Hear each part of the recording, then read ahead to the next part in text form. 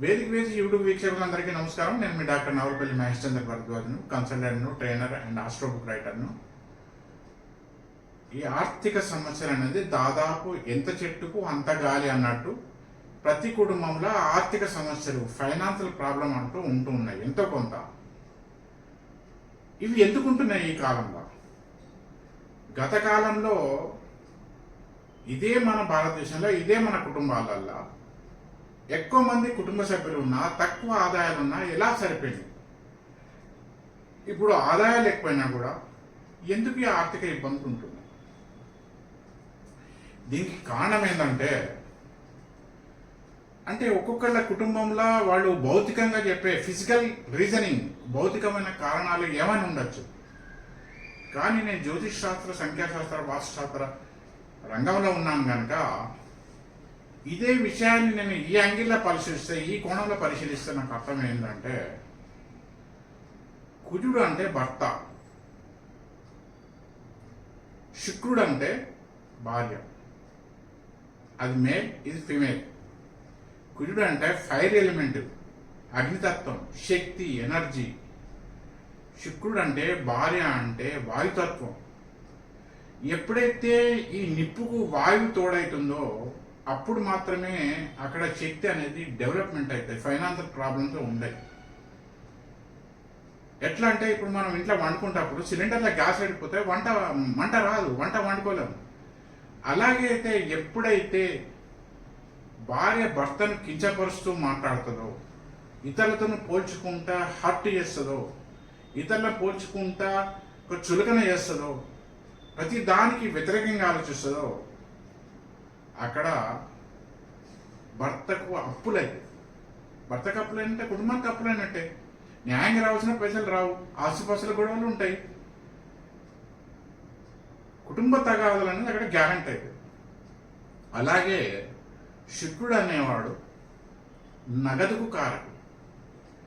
ఎప్పుడైతే ఈ భర్త మేల్ డామినేషన్తో భార్య మనసు నొప్పిస్తాడో అక్కడ కూడా నగదుకి ఇబ్బంది అవుతుంది.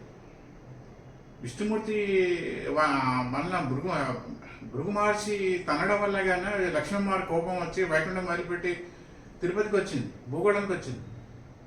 అలాగే ఎప్పుడైతే అంత సాక్షాత్ విష్ణుమూర్తికే పద్మావతి అమ్మవారిని పెళ్లి చేసుకున్నప్పుడు అప్పుల బాధ ఎలా పడ్డదో దాని యొక్క సింబాలిక్ డైరెక్షన్ ఏంటంటే, ఎవరి దగ్గర ఏ భర్త అయితే భార్య మనసు నొప్పిస్తాడో అక్కడ నగదుకి ఇబ్బంది అవుతుంది. మంచి చెప్పడం, మంచి మాట్లాడడమే నేరం, తప్పు అయిపోతున్న నేటి సమాజంలో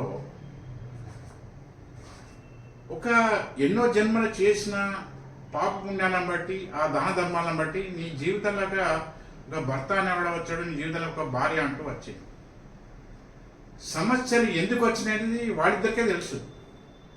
ఎప్పుడైతే దీంట్లో వేరే మనిషికి ఇన్వాల్వ్ అవుతాడో, వేరే వాళ్ళకు అతను, మామను, తల్లి, తోడని ఎవరికో ఆడబిడ్డో ఎవరికో ఇన్వాల్వ్ అయితే, వాళ్ళకు చెప్పుకుంటే అక్కడ సమస్యలు పెరుగుతాయి. అంతేకాకుండా అమ్మవారు ఎక్కడ ఉంటారంటే, లక్ష్మీ అమ్మవారు, మీరు ఎన్ని వాసులు పాటించండి, ఎన్ని ఉంగరాలు పెట్టుకోండి, ఎన్ని రుద్రాక్షలు వేసుకోండి, ఎన్ని వ్రతాలు వేయించండి, దీక్షలు వేయండి, నూములు వేయండి, ఏమైనా ఉపవాసాలు ఉండి ఏమైనా చేయండి, ఏ ఇంట్లో ప్రశాంతత ఉంటుందో ఆ ఇంట్లో మాత్రమే డబ్బులకు ఇబ్బంది. తను అక్కడ ఉంటానని అమ్మవారి యొక్క అనుగ్రహం అక్కడ ఉంటుంది. మున్పటిలాగా ఆవు పెంచక్కర్లేదు, మున్పటిలాగా మనం ఏం చేయక్కర్లేదు. కానీ ఎప్పుడైతే ఈ దంపతుల మధ్యన ఈ చిటపటలు అంటూ ఉంటాయో అక్కడ లక్ష్మీ అమ్మవారు ఆగదు.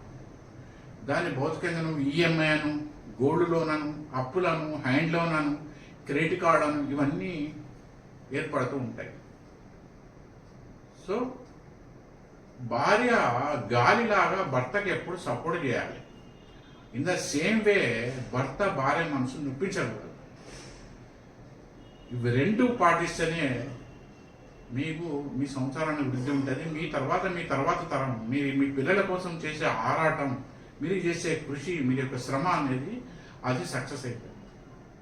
అంతేగాని మీరు జాతకాలు నమ్మినా, వాస్తులు నమ్మినా, ఇంకేదో చేసినా, ఇంకేం చేసుకున్నా కూడా, ఉంగరాలు పెట్టుకున్నా, ఇంకేం చేసినా కూడా ఎప్పుడైతే గొడవ పడతారో అక్కడ అమ్మవారు ఉండదు.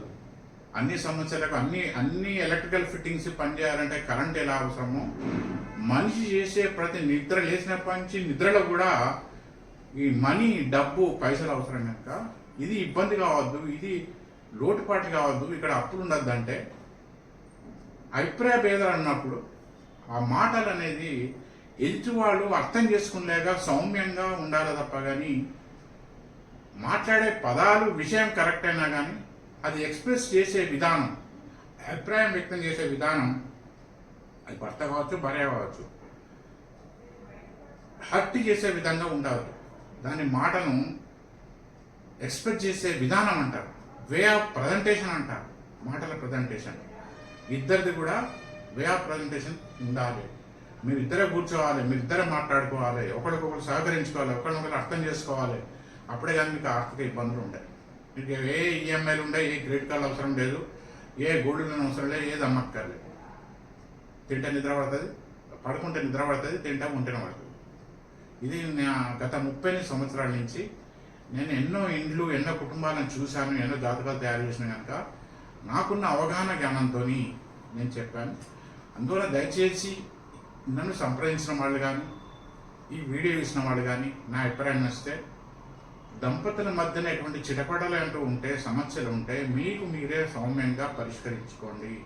మీకు కారణం, దానికి పరిష్కారం మీరే ఆలోచించుకోండి. ఒకళ్ళనొకరికి సహకరించుకోండి.